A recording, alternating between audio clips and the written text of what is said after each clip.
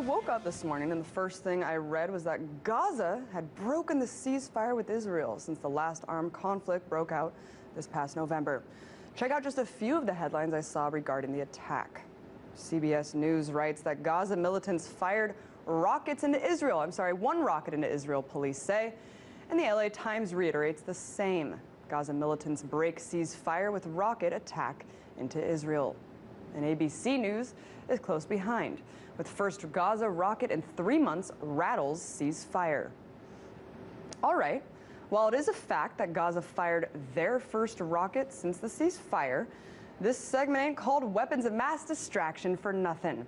The corporate press is so quick to pounce on a rocket attack against Israel. But where were they during the dozens of instances in the last 3 months where Israel has been in violation of the ceasefire? Incidents that we would never hear about from the corporate media. Just check out this chart.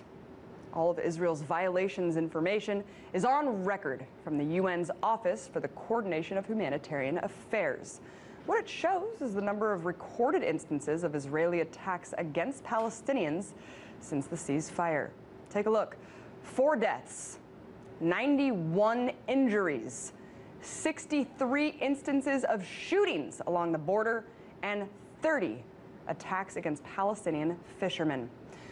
You see, according to the same records, before the rocket fired against Israel, which thankfully resulted in no injuries or loss of life, there had only been 2 instances of Palestinian retaliation since the ceasefire, which also resulted in no casualties. That changes the story a little bit, doesn't it?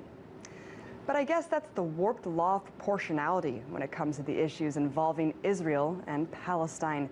No matter how many violations of international law are committed by Israel, it's all swept under the rug until the tiny strip of land living under their brutal military occupation strikes back, and then all hell breaks loose. Now, another thing you won't hear about this attack is the actual context behind it. As it turns out, the Gaza rocket was launched in direct response to the death of a Palestinian prisoner who died in an Israeli prison. Although Israeli officials claim that the prisoner died from cardiac arrest, an autopsy has revealed that he was actually beaten to death. But unfortunately, he's one of thousands. There are countless other Palestinians unjustly being held in Israeli prisons, some for the crime of simply crossing into Israeli-occupied territory. One such man is Samer Asawi, who's nearly on his deathbed, suffering from a hunger strike that he's been on for 200 days to protest his detainment.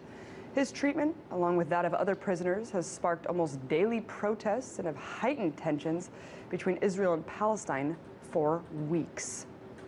Of course, all of this is information you won't hear from the corporate press, the same news media that chooses the establishment line over the right line, which chooses to protect Israel when it should be condemning Israel. And it's a shame, really, because the media's complicity means the deafening silence of human rights that can't afford to be ignored any longer.